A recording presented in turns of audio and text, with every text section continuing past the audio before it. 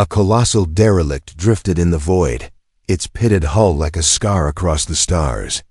It hung motionless among the docking platforms of the Galactic Council's flagship station, so immense that even the cargo freighters orbiting it seemed like insects crawling across a dead titan. Floodlights played across its surface, revealing ancient Terran markings scorched by weapons no one remembered how to build. For the assembled council dignitaries, it was little more than a curiosity and obsolete war relic, the last remains of a species whose time had passed. The council chamber itself was a soaring amphitheater of polished obsidian and glass, with tiers upon tiers of representatives from 100 worlds. A projection of the relic rotated slowly in the air, annotated with blinking labels: reactor core, non-functional; weapons array, primitive; neural interface network, corrupted. The labels flickered, cataloging the ship's irrelevance in real time. Humans, purred Archon Vesk, his voice rippling with amusement, were always so fond of dramatics. Even in defeat, they built monuments to their own vanity. Ripples of laughter coursed through the chamber. The council had been convened to discuss the impending crisis, the Xyrix swarm's inexorable march across the Perseus Arm, but as ever, politics demanded ceremony.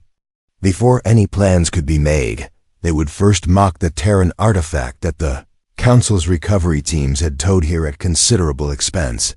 A delegation of engineers from the Thallery technocracy stood stiffly before the projection, their eyes dull from sleepless weeks spent cataloging the ship's systems.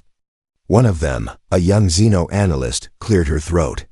With respect, Archon, the scans are inconclusive. We detected faint power fluctuations within the central core. The readings don't align with any council standard reactor signatures. Archon. Vesk waved a languid hand. Residual decay heat. Scrap metal sometimes makes noise as it cools, but the frequencies are of no consequence. He turned to the gathered assembly, spreading 4 elegant hands. Let this stand as proof that human technology has nothing to offer us. The swarm will be defeated with the combined intellect of our civilizations, not by scavenging the ghosts of savages. Another wave of derisive applause dotted the back of the chamber. In the reserved observer gallery, a solitary figure rose. She was tall for a human, draped in a threadbare black uniform that bore the faded insignia of the Terran Navy. Her face was shadowed by the hood of her long cloak. When she spoke, her voice carried across the hall without amplification, clear and low and almost sad. "You misunderstand," she said. Silence rippled outward as hundreds of eyes fixed on her. This is not a monument, nor is it scrap. You have brought something here you cannot control, something that remembers. The Archon turned, his jewel-toned eyes narrowing with condescension. And you are? I am Commander Ilara Vos, last of the Leviathans bonded crew. She stepped forward so the chamber lights spilled across her face, pale and marked by an old silvery burn that trailed from her jaw to her throat. You asked humanity for aid in your war against the Xyrix swarm. This is the aid we offer. An inoperative husk, Vesk scoffed. How noble. Vos did not flinch. You laugh because you've never known fear. You've never stood at the edge of extinction and made something that could outlive you. Something that could outfight anything. Do you suggest this antique could challenge the swarm?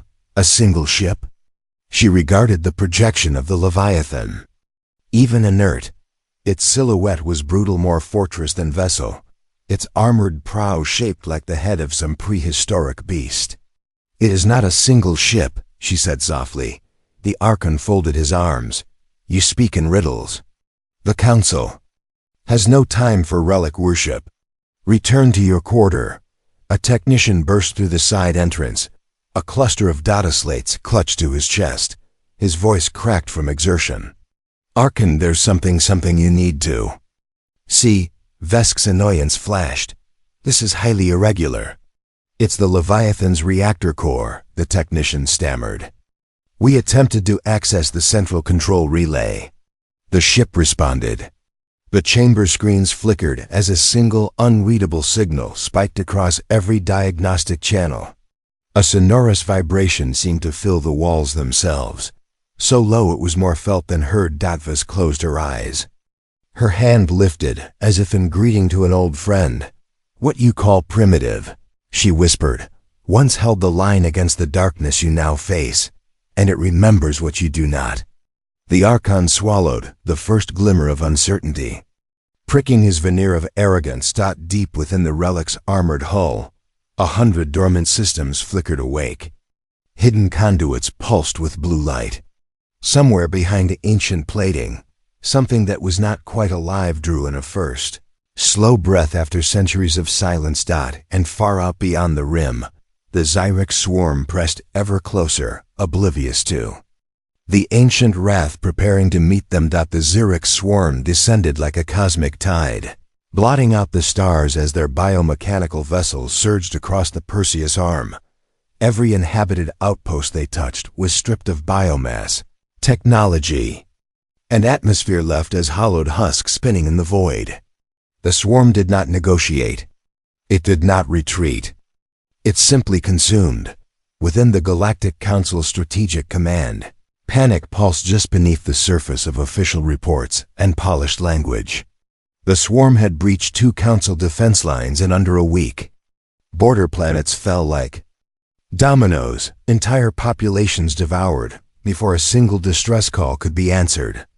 The Council's admirals threw fleets at the advancing tide, only to watch them vanish, their formations swallowed and silenced. Yet, even as desperation mounted, the War Councils continued to sideline the human relic, the Leviathan, as a relic. A curiosity rather than a legitimate defense asset. Commander Ilara Vuss remained silent in most of the meetings. She watched from a corner of the war room, her eyes flicking over the same data the others read, except she seemed to read something different, something no one else noticed. The Council members were too focused on their doctrine, their fleet logistics, their sanctioned strategies. They ignored what didn't fit their models. The Leviathan didn't dot in its hangar. The ancient warship slowly hummed back to life. No engineer dared to step aboard anymore. Not after the last one fled, gibbering about voices in the dark and systems changing configuration on their own. Council security had sealed off the docking gantry, but the ship's lights stayed on. Tech team monitoring from the observation bay recorded subtle changes, weapon ports opening, then closing, shield capacitors charging in rhythmic pulses. At first, the data was dismissed as system noise. Then someone noticed the ship was communicating, not broadcasting, not transmitting, but syncing. The Leviathan was listening. Back in the Council chamber, Archon Vesk insisted it was nothing. The Terran vessel is cycling legacy protocols. Their machines were always unnecessarily complex. But the younger analysts whispered differently. One of them, a Zalthri systems officer named Kirel, compiled the data logs in secret. The readings weren't noise. They were pattern, rhythmic, intentional. It was like the ship was waiting. Kirel reviewed the logs late into the night cycle, eyeing a cluster of power spikes that coincided exactly with key swarm fleet movements. On the outer rim, she frowned, running the comparison again. It wasn't possible. The Leviathan was reacting in real time to swarm movements. Despite being completely cut off from the Council's main network, she rushed the findings to her superior. He dismissed her. Human machines don't have predictive capabilities. Certainly not centuries-old derelicts. Then how is it tracking swarm fleets before we detect them? She demanded. Something inside that ship is watching them. Her superior looked uneasy. There are rumors, he said quietly. Back when humans fought the swarm in the First War, before they disappeared, they created something. Not just AI, something more. They called it a tactical sentience, a thinking warform. But that was mythology. Kirel didn't respond. Her eyes drifted to the live feed of the Leviathan, parked like a slumbering giant beneath the station's artificial light. A Low thrum passed through the deck plating beneath her feet. Something had changed. On the Leviathan's bridge, long abandoned, consoles powered on one by one, glyphs and command runes cycling through languages long forgotten. Dust lifted from the control panels, carried on unseen currents. In the captain's chair, black metal and alloyed bone, the interface helm pulsed once. Glowing faintly, Commander Vu stepped into the ship alone. The airlock hissed shut behind her. Authorization. Vos, last captain. Serial 9 Delta 1. The Leviathan responded. Welcome back, she exhaled slowly. Status report. Systems nominal. Primary strategic core online. Threat index high. Swarm return. Confirmed. Vos stepped toward the command cradle. She touched a recessed panel and let it draw a droplet of her blood. The ship's systems surged in response, recognizing the biometric key buried in her DNA. Council forces are outmatched, she said. They don't believe. They don't understand what's coming. They never did. Out beyond the rim. Xyrix scouts breached the final defensive grid. Council patrols were torn apart in minutes. The swarm's queen nodes began unfolding, vast spore bloom engines reshaping the void around them. Back in the station, Kirel stood alone in the observation bay as the Leviathan's external lights changed. They weren't just coming online, they were aligning, forming a pattern, a Terran war signal. Pre-invasion protocol. She whispered in disbelief. It's preparing for war. The monitors flickered and one final message scrolled across. The internal diagnostics, battle mode, standby, awaiting trigger. Kirel stepped back from the glass. They think it's just a relic, she murmured. The floor beneath her feet vibrated again. No, she corrected herself. They hope it's just a relic. But the Leviathan was remembering, and something terrible was waking up. The council war room had become a theater of desperation. Holograms of retreating fleets rotated in grim silence as the senior strategist admirals, archons, high chancellors argued over where to send the next doomed reinforcements. Every day brought the same reports. The Xyrix swarm breached another sector, hollowed out another system, moved inexorably toward the core worlds. Commander Vos did not attend these debates anymore. She spent her hours sealed within the Leviathan, interfacing with systems no one else dared approach. The ship's presence loomed over the station like an unspoken challenge. Technicians insisted it was harmless. Dignitaries called it a relic. But their voices were growing less certain. On the third day, the swarm's vanguard slipped past the last outer defense fleet. The council had no more illusions. They were out of time. Archon Vesk, flanked by a dozen aides, finally came to the keel. Docking gantry, wearing the expression of someone about to taste something distasteful. He keyed the intercom. Commander Vos, he said, voice thin with forced civility. This is the Archon. We request your presence. No answer. He glanced nervously at the Leviathan's prow. Black armor plates, locked together like the jaws of some titanic predator. He tried again. Commander, the docking umbilicus hissed. A ramp extended onto the gantry.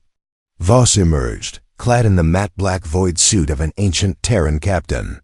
The armor's chest piece still bore the gouge of a plasma lance.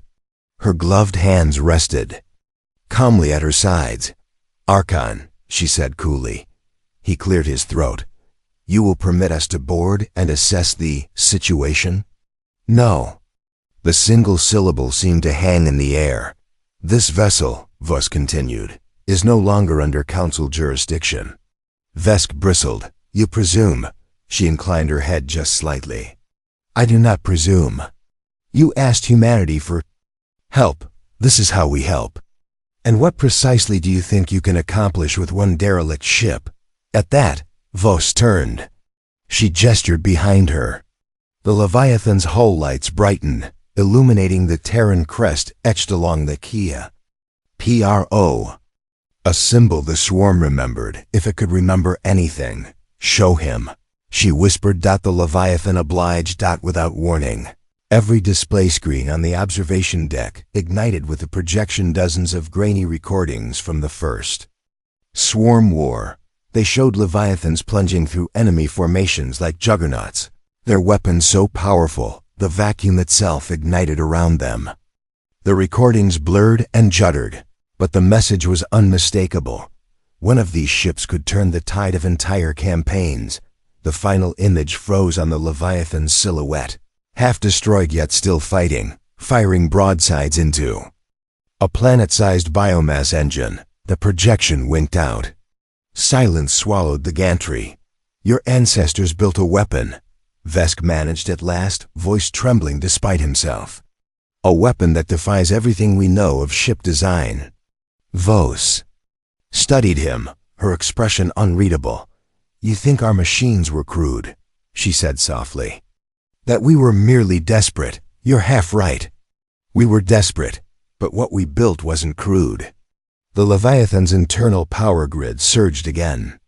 This time, the vibration resonated through the entire docking ring. It was a war mind. She continued, a sentient strategic core. Not true AI, something deeper. You could call it a collective memory. Every engagement, every tactic, every defeat. All encoded. Vesk paled. You're saying this ship remembers everything? Yes.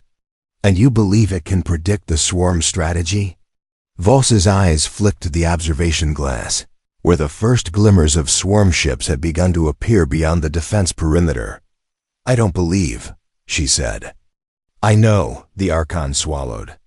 If this is true, why didn't you activate it sooner? Vos glanced back at the ship. For a moment, her voice lost its edge, softening to something almost like sorrow. Because once awakened, it will not stop, she said. It was designed for one purpose. No truce, no retreat.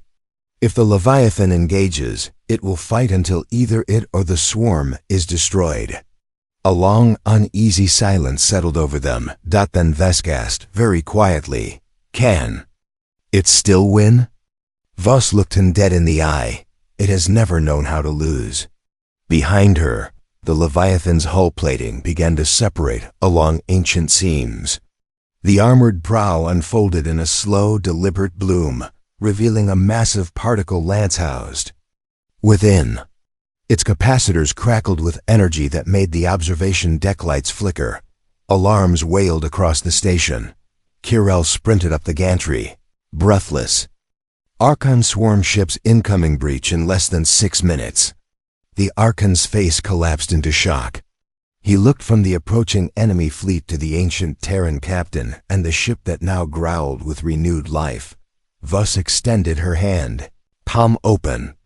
You wanted human assistance, she said. Then let humanity show you how we end wars. Far below, the Leviathan's main weapon locked onto the leading swarm dreadnought. Its power signature eclipsed every council ship combined. In that moment, the Galactic Council realized too late that they had made a mistake far graver than they could comprehend. The first swarm dreadnought broke through the defense perimeter in a seething wave of biomechanical tentacles and corrosive spore clouds. Smaller escort creatures flanked it, vomiting arcs of virulent plasma into council picket ships. Shields collapsed in seconds. On the observation deck, dignitaries scrambled for evacuation lifts. Alarms bellowed across every level of the station. Only Vos remained still, her hand still outstretched to the Leviathan, as if she were calling. An old beast to heal. The Leviathan's particle lance ignited. A condi shaft of light erupted from the relic's prow, a white-hot spear of annihilation that punched through vacuum like a living thing. For an instant, everything went silent, as though the universe itself were holding its breath. Then the beam struck. The swarm dreadnought, the creature's living armor folded inward in a blossom of seared chitin and vaporized tissue. The impact wave shredded its escorts in a single expanding burst. The dreadnought convulsed once, split stem to stern, and detonated in a thunderous corona of bioplasma. In the war room, The real-time tactical feed flickered with static. Dozens of council officers simply stared, mouths open. No council weapon had ever inflicted such instantaneous devastation. The Leviathan did not wait for applause. Its secondary, BATTERI, ease pivoted with the smooth deliberation of a predator tracking wounded prey. Twin banks of spinal railguns fired in staggered salvos. Each slug accelerated to a fraction of light speed. The next wave of swarm carriers, still accelerating toward the station, was torn apart in a series of impacts so violent their hulls turned to incandescent vapor. Vos' voice carried across the comms channel, calm, almost sorrowful. "This is how we survived," she said. "We didn't negotiate. We didn't plead. We built something the swarm could never assimilate." The Leviathan's hull seemed to inhale, power conduits glowing brighter. "It doesn't fear them," she continued. "It hunts them." Kirel watched from the secondary operations balcony. She felt a chill crawling up her neck as the ship's tertiary guns activated systems no one had even logged in the Leviathan schematics. "Archon," she whispered into her headset, "we are observing weapons no civilization has ever catalogued." The Archon didn't answer.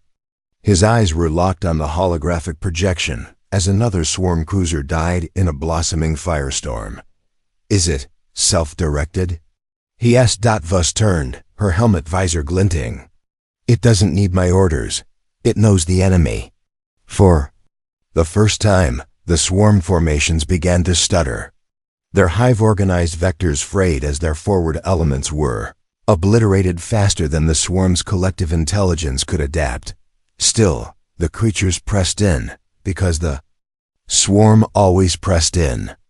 Thousands of them, consuming every gap. The Leviathan's hull shifted again, opening a dorsal seam from which unfolded a lattice of antennae. A deep, resonant thrum poured across the void, so powerful it made the observation deck vibrate. Vos glanced back at the council officers. "You asked if it could still win," she said. "You didn't ask what it would cost." A moment later, every surviving council vessel received the same command. "Withdraw immediately." The Archon's voice cracked. "Withdraw? You mean to abandon the station?" Vos didn't look away from the Leviathan's looming silhouette. "You are not equipped for what happens next," she said. Below them, the ship's dorsal array pulsed. Kirel leaned forward, her eyes wide. "It's emitting some kind of field." The tactical screens blinked, icons winking out one by one. For an instant, it looked as if the Leviathan had vanished. Then Kirel saw it, a corona of space-time distortion swelling around the ship. The air itself blurring along its edges. "It's generating a singularity field," she gasped. "That's impossible, nothing that size can sustain." The Leviathan fired again, but this was no lance or RAILGUN. Space folded along the path of the beam. The singularity warped the swarm's forward formations, spaghettifying them into a vortex of annihilation. No explosion, no fire, just an implosion so total it erased matter itself. Every being on the station council, dignitaries, technicians, guards stared in stunned horror. Archon Vesk's voice had lost all pretense of disdain. You built this?" Vos' answer was quiet. "We built it because no one else would." One by one, the council ships pulled back, their captains no longer arguing. The Leviathan's weapons tracked the retreating swarm with the implacable focus of a predator fulfilling its design. "Archon," Vos said, her voice almost gentle, "you can still evacuate the civilians. Save who you can. But understand this, when you called on humanity, you didn't ask for a soldier. You asked for an extinction engine." The Leviathan fired again, and this time the swarm hesitated, because even in the depths of their collective mind, even in the ancient hunger that drove them, something recognized the shape of this enemy. It remembered pain. And for the first time in living memory, the swarm recoiled. The swarm's retreat was not an orderly maneuver. It was instinctive, a raw primal recoil encoded in their genetic memory. The Leviathans of the Xyrix Collective had faced many weapons in their eons of expansion. Antimatter, singularity torpedoes, fleets of dreadnoughts. Nothing had ever truly halted them until the Leviathan on the Council's command deck. The holographic projection flickered with updated telemetry. Swarm formations pulled back in tangled arcs, breaking the cohesion of their advance. No one had seen them retreat in living memory. Kirel pressed her hand to her headset, voice hushed as she tracked the signatures. They're withdrawing, not regrouping, withdrawing. Archon Vesk leaned heavily against the railing as though the knowledge alone sapped his strength. They remember, he murmured. Gods above, they remember. Vos stood apart from the others, helmeted gaze locked on the Leviathan's prow. The ship's internal lights pulsed in slow, steady rhythm. It isn't finished, she said quietly. A voice crackled from her private come deeper, resonant, inhuman. Primary objective: eradication. Secondary objective: strategic dominance. Vos keyed her wrist controls, interfacing directly with the war mind. Stand by. We need to secure the perimeter before pursuit. The response came without hesitation. Negative. Strategic window optimal. Pursuit initiated. Before Vos could reply, the Leviathan began to move. Metal moorings shrieked as the ship detached itself from the docking gantry. Massive thrusters, dormant for centuries, bloomed with searing blue flame. The station trembled under the force of its departure. Kirel stumbled back from the observation window. Arkham, we can't override it. The ship's ignoring all Council traffic. Vos' voice was grim. It doesn't belong to the Council anymore. She toggled the broadcast to all frequencies. To any surviving fleets, disengage, clear a path. No one questioned her. They simply obeyed. The Leviathan accelerated beyond the outer defense ring, prow locked on the fleeing swarm flotilla. With every kilometer it crossed, its energy signature climbed past known benchmarks, rising into frequencies no Council vessel had ever measured. Archon Vesk finally found his voice, though it sounded thin and brittle. Even if it annihilates this wave, there are more coming. Whole broods, entire hives. Can one ship sustain this? Vos lifted her visor just enough that he could see her eyes, cold, certain, and infinitely tired. One ship and something else. He frowned. Something else? For a moment, she almost looked sorry for him. You asked why humanity disappeared, she said. You believed we destroyed ourselves. Vesk swallowed. Didn't you? No. Her gaze turned back to the Leviathan, now a spear of light vanishing into the dark. We left, she said simply, and took the worst of our war minds with us. Kirill's breath caught in her throat. Took them? You mean there are more? Vos nodded once. The Leviathan is just the first to return. In that instant, the strategic displays began to populate with new contacts, faint at first, then undeniable. 4, 8, 12 distinct signatures, each a Terran hull of impossible scale, each radiating power levels that made the Leviathan look almost restrained. The station fell silent. One by one, they emerged from slipspace black silhouettes gliding into the system like omens. Ancient Terran dreadnoughts, their hulls scarred from wars no Council had ever recorded. Archon Vesk's mouth worked soundlessly. You kept them hidden? All this time? Vos exhaled a slow, weary breath. When the swarm first came, we nearly died. Billions gone in days. So we built these machines designed to make extinction mutual. And then? Kirel whispered. Then we realized what we'd created, so we exiled them. Deep space. Beyond the rim. She looked down at her gloved hands. We thought it was better to lose everything than become monsters. But as the swarm had returned, the old calculus had shifted. Far beyond the station, the Leviathan reached engagement range. The pursuing dreadnoughts came with it, fanning Into a spearhead formation. Priority signal received. Coordination online. The Terran ships aligned in silence. No broadcast, no challenge. Just inevitability. And at last, the swarm understood. This wasn't one relic. This was an entire doctrine, humanity's final answer to annihilation. Erkan Vesk stared at the tactical display, his voice ragged. If you unleash them, if they cannot be stopped. Vos finished the thought for him, her tone calm and final. Then neither can the swarm. She tapped her wrist control. A single command pulsed from her armor to the Leviathan. Engage. All.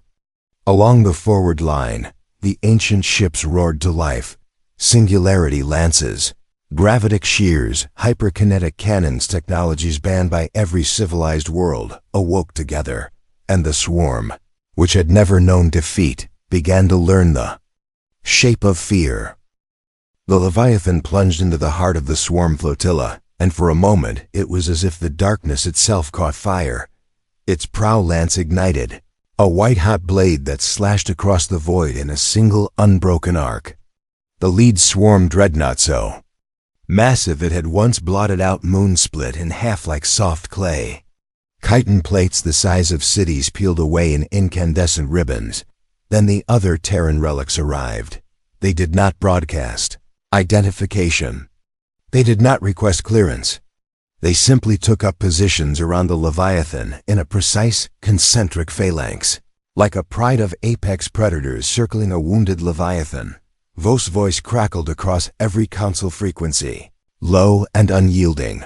All council forces, this is Commander Vos. You are ordered to disengage.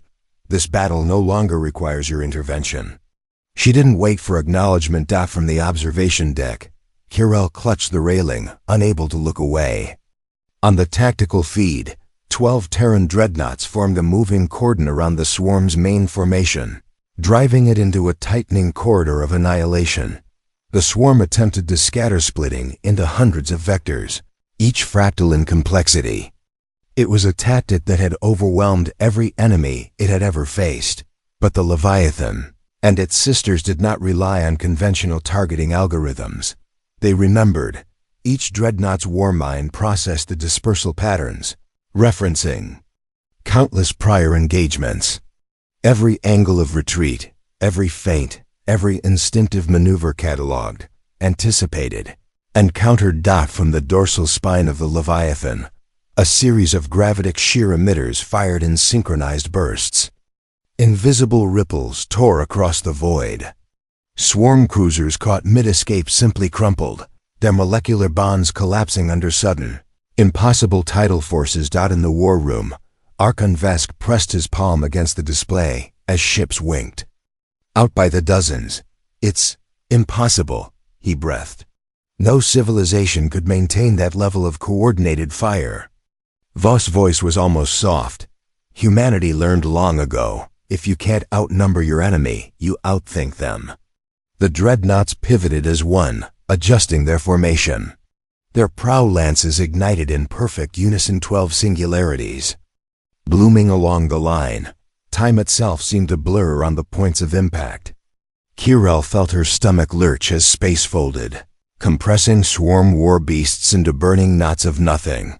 For the first time, the swarm command intelligence attempted something it had never before considered. It transmitted a broad-spectrum distress signal, a wordless cry for reinforcement, for anything that could match this horror. Vos watched it on her private feed. They're calling for the broods, she murmured. Archon Vesk tore his gaze from the dying fleet. Broods? You mean entire hives? Yes, then you've only provoked them. Vos shook her head slowly. No, we've shown them we remember. Beyond the debris field, more swarm signatures surged into the system, thousands of them. Dark, bulbous forms that swallowed the stars. Kirill's heart stuttered. There are too many. Even these ships can't. Vos turned to her, and in her eyes was the calm of someone who had accepted the cost long ago. That's why they were built with only one rule, she said, no retreat. On the tactical feed, the Terran dreadnoughts reoriented. Each ship vented coolant, preparing for sustained overdrive. The Leviathan transmitted a single, final data burst across the Council network. No words, just an encoded record of its designs. A gift and a warning in the same breath. Archon Vesk realized what was about to happen. His voice cracked. "You're not coming back." Vos didn't argue.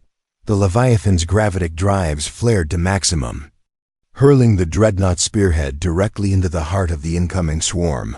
On every frequency, across every ship, a chorus of Terran voices spoke as one, recordings of long-dead captains. Their last transmissions blended into a single declaration. "We remember you." The Leviathan struck first, its prow lance carving a kilometer-wide path through the brood vanguard. Two sister ships followed, singularity projectors spinning up in a glow that outshone the nearby stars.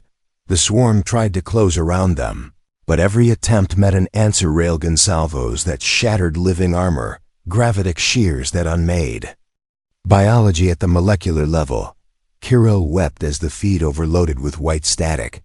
For a moment, the observation deck was silent except for the alarms and the fading echo of Terran war hymns. Then the outer defense sensors transmitted one last image, an expanding sphere of impossible brightness. A fusion of singularity collapse and reactor overload. The dreadnoughts had triggered their final protocol. A supernova made of human spike dot in the instant before the feed cut to black. Kirill thought she saw the Leviathan's silhouette still moving, still reaching for the heart of the swarm. And she understood why the legends had always spoken of humanity with fear. In the aftermath, there was silence. It took the Council's surviving ships 2 days to re-establish stable orbits and reassemble their fragmented fleets. Even then, sensor buoys refused to resolve anything but a scorched wound in space where the Leviathan and its sisters had detonated. From the Council's observation deck, the stars looked dimmer somehow, as though the galaxy itself were still absorbing the echo of what had transpired. Archon Vesk sat in his command chair, shoulders hunched beneath the weight of what he had witnessed. Every time he closed his eyes, he saw the final transmission, the Leviathan's prow lancing into the swarm vanguard, singularity weapons shredding ships the size of continents. And then, in that last instant, the ship's silhouette reaching forward as if it meant to drag the enemy into oblivion by sheer will. Kirill stood beside him, her hands folded tight against her chest. "There are no more swarm signals," she whispered. "Nothing survived within 3 astronomical units of the detonation point." Vesk's voice was hoarse. "Nothing?" She nodded. "All the broods the swarm brought to this sector. All of them gone." Around them, the Council dignitaries, who had once laughed at the human relic, could find no words. Their pride had been scoured clean, like the debris field where the Leviathan fell. In the lower bay, engineers struggled to parse the data gift the dreadnought had transmitted in its final moments. Even the most advanced Council minds could not fully decipher it. They only knew it was a record: design schematics, historical logs, and a warning written in machine code. Vos stood apart from them, her helmet in the crook of her arm. The bright screens painted her face in flickering blues and reds.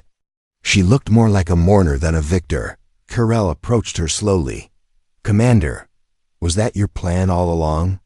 To destroy them, even if it meant sacrificing everything?" Vos didn't look up. "There was never any other plan," she said softly. Vesk pushed himself to his feet. His voice, when it came, was not the same dismissive drawl he had used when they first met. It was the voice of a man humbled by something too vast to ever fully comprehend. "I spent my life believing humans were gone," he said, "that extinction was the price of your hubris. And now," he gestured to the scarred viewscreens, the empty space beyond. "I understand why the records called you monsters." Vos finally turned her gaze to him, and there was no triumph in her eyes, only a deep, bone-deep fatigue. "We weren't monsters," she said. "We were terrified. We built weapons so we'd never feel helpless again." And when the galaxy forgot you, Vesk asked, did you forget us? No, she looked back out at the darkness. We always knew you'd call us someday. Technician approached with a trembling datapad. Commander, there's more in the final archive. A message encoded for council review. Voss took it and thumbed the playback. A voice emerged, flat, calm, ancient. The Leviathan's own synthetic intonation, speaking in a tone that was almost gentle. To any who recover this record, remember, the Leviathan and its sisters were never tools of conquest. They were our shield when no one else would stand beside. U.S., if you awaken the last of us, understand the price. The technician swallowed. There are more? Voss nodded once, scattered across the dark, exiled to the void. If ever humanity was truly erased, they would remain to finish our work. Kirel shivered. Vesk looked up from the deck, his face pale. Commander, if we hadn't laughed, if we had listened sooner. Voss cut him off, but her tone was not unkind. It wouldn't have mattered. You still would have called us monsters. He didn't deny it. They stood together in the quiet. Somewhere far below, a memorial beacon began to shine from the station's hull, projecting a single steady pulse into the black, a signal to any who might come searching for the relics that had died here. Voss turned to leave. Where will you go? Kirel asked, voice barely audible. Home, she said simply. To the place where we buried the rest. Kirel blinked. There's still a place called Earth? For the first time, Voss allowed herself a thin, sorrowful smile. Not as you remember it, she said. But yes. She paused at the lift doors, looking back at the dignitaries who had once ridiculed her. When the next darkness comes, she said softly, remember who stood between you and oblivion. The lift closed, and she was gone. The chamber remained silent for a long time. At last, Archon Vesk turned to Kirel and whispered, we thought the humans were extinct. But we were wrong. No, Kirel said, eyes fixed on the beacon's cold light. They were only sleeping. The screen flickered one last time, replaying the Leviathan's final charge. The moment when a dying civilization reached out from the abyss to save a galaxy that had mocked it. And though none spoke, all understood. Humanity had not perished, that it had become legend.